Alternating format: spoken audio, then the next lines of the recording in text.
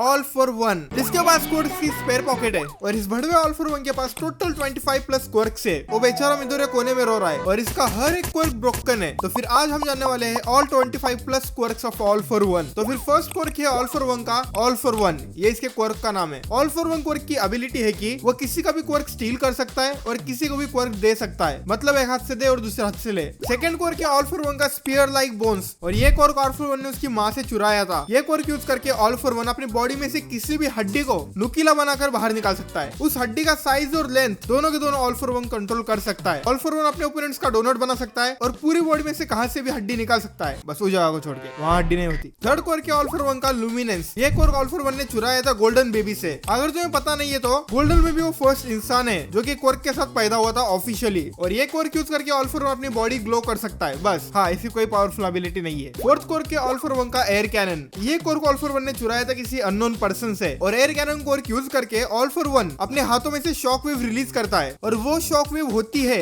Air pressure की, और इस एयर कैनन ने ऑल माइट को रोक दिया था। फिफ्थ क्वर्क है ऑल फॉर वन का एयर वॉक, और ये क्वर्क भी ऑल फॉर वन ने किसी अननोन पर्सन से चुराया था, और एयर वॉक को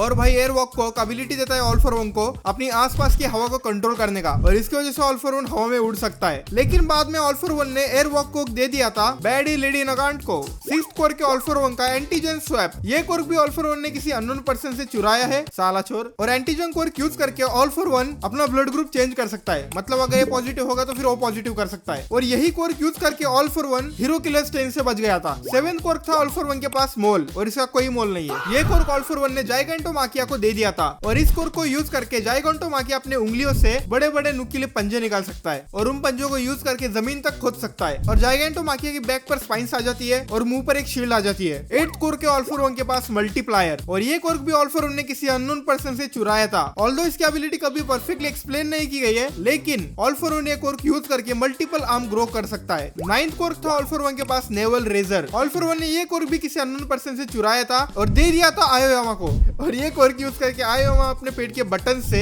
लेजर बीम शूट कर सकता है। एंड टू बी ऑनेस्ट भाई, मुझे ये क्वर्क बहुत ज्यादा वीक लगता है। 10th क्वर्क के ऑल फॉर वन के पास ब्लड कर्टल, और ये क्वर्क ऑल फॉर वन ने चुराया था हीरो किलर स्ट्रेन से। ब्लड कर्टल क्वर्क भाई ब्रोकन है। ये क्वर्क यूज करके ऑल फॉर वन किसी को भी मैक्सिमम 8 मिनट तक पैरालाइज कर सकता है, और ये करने के लिए ऑल फॉर वन को बस अपने ओपोनेंट का ब्लड अपनी जीभ को लगाना होगा, बस। और इस क्वर्क की वजह से ऑल फॉर वन की जीभ भी बड़ी हो जाती है। क्या मियां खलीफा फोन क्यों आ रहा है ऑल फॉर वन को? 11th क्वर्क के ऑल फॉर वन के पास ब्लडलेट। अगेन भाई, ये क्वर्क भी ऑल फॉर वन ने किसी अननोन पर्सन से चुराया था, और ब्लडलेट क्वर्क यूज करके ऑल फॉर वन अपनी बॉडी में से सारा खून बाहर निकाल सकता है और वापस से ऑब्जर्व भी कर सकता है, और यही क्वर्क यूज करके all for one hero killer strain से बच गया था। ऑल फॉर वन ने ब्लडलेट और एंटीजन स्वाइप दोनों क्वर्क साथ में यूज किए थे, अपना ब्लड ग्रुप भी चेंज करवा लिया और खून भी, इसलिए हीरो किलर स्ट्रेन मर गया था। दो क्वर्क भाई ने साथ में यूज किए थे।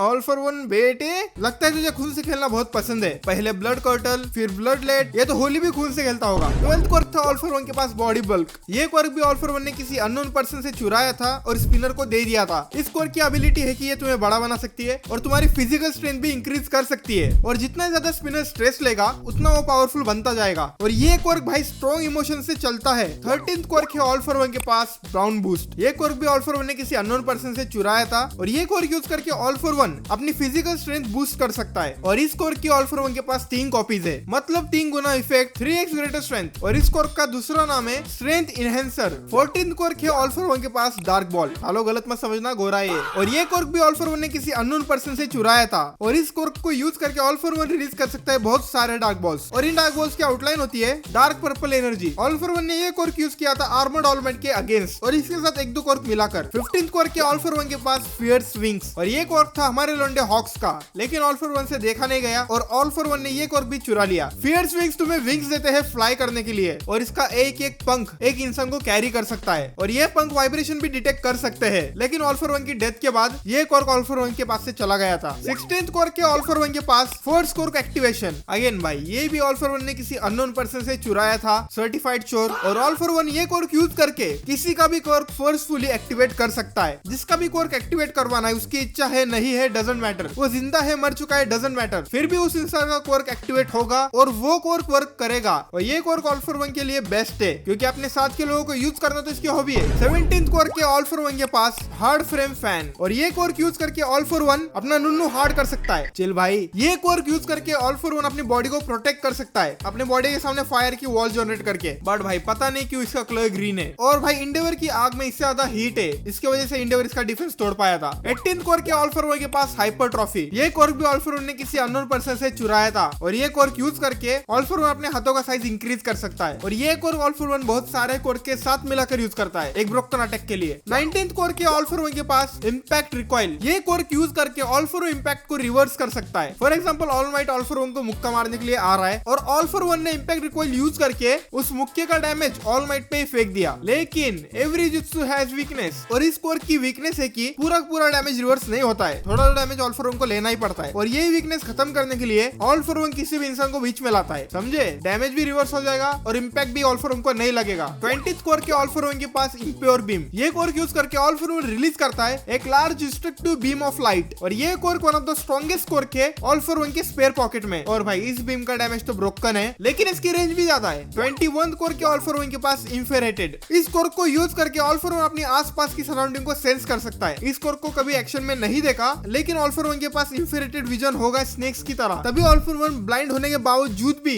सब कुछ सेंस कर पाता है, और ऑल फॉर वन इमोशंस भी सेंस कर सकता है। 22वां कोर के ऑल फॉर वन के पास काइनेटिक बूस्टर, ये कोर यूज करके ऑल फॉर वन अपनी काइनेटिक एनर्जी क्रिएट करता है और रिलीज भी कर सकता है। और इस कोर के ऑल फॉर वन के पास 3 कॉपीज है, 3x इफेक्ट। 23वां कोर के ऑल फॉर वन के पास लाइफ फोर्स, और इसी कोर की वजह से हरमखोर इतने ज्यादा साल जी रहा था। लाइफ फोर्स कोर था क्यूडाई गराकी का, डॉक्टर गराकी। फिर डॉक्टर गराकी ने अपने लाइफ फोर्स कोर की 2 कॉपी बनाई, एक ओरिजिनल और एक डुप्लीकेट। डुप्लीकेट वाली खुद रख ली और ओरिजिनल वाली दे दी इसके भड़वे ऑल फॉर वन को। और लाइफ फोर्स कोर ने ऑल फॉर वन की लाइफ स्पैन डबल कर दी, डबल। और जब इरेजर हेड ने डॉक्टर गराकी का कोर इरेज किया था, तब डॉक्टर गराकी दिख रहा था 120 साल का, लेकिन जब doctor Garaki life force core use कर रहा था, तब वो लग रहा था 60 साल का। 24th कोर था ऑल फॉर वन के पास पावर स्टॉक, और ये कोर भी ऑल फॉर वन ने किसी अननोन पर्सन से चुराया था। और ये पावर स्टॉक कोर और योइची का कोर बिस्टेबल, ये दोनों कोर मिलकर बने one for all. 25th core के ऑल फॉर वन के पास रेडियो वेव्स, और ये कोर भी अगेन ऑल फॉर वन ने किसी अननोन पर्सन से चुराया है। और ये कोर यूज करके all for one electromagnetic pulse फेंक सकता है, जिससे इलेक्ट्रॉनिक डिवाइस डिस्टर्ब हो जाएंगे। समझ आया मैंने क्या कहा? मुझे भी नहीं, बस इतना समझ जाओ कि इस कोर से इलेक्ट्रॉनिक डिवाइस खराब हो जाएंगे, और इसी वजह से सबके रेडियो खराब हो गए थे। 26वां कोर के ऑल फॉर वन के पास राइवर्ट स्टैब, और ये कोर यूज करके ऑल फॉर वन अपनी उंगलियों से ब्लैक टेंड्रिल निकाल सकता है। हाँ, इस लाल चीज को ब्लैक टेंड्रिल कहते हैं। और ये टेंड्रिल्स ब्रोकन है, किसी भी ह्यूमन या फिर बिल्डिंग को डोनट बना सकते हैं, और ऑल फॉर वन ने इसे बहुत ज्यादा यूज किया है। मिडोरिया का तो डोनट बन जाता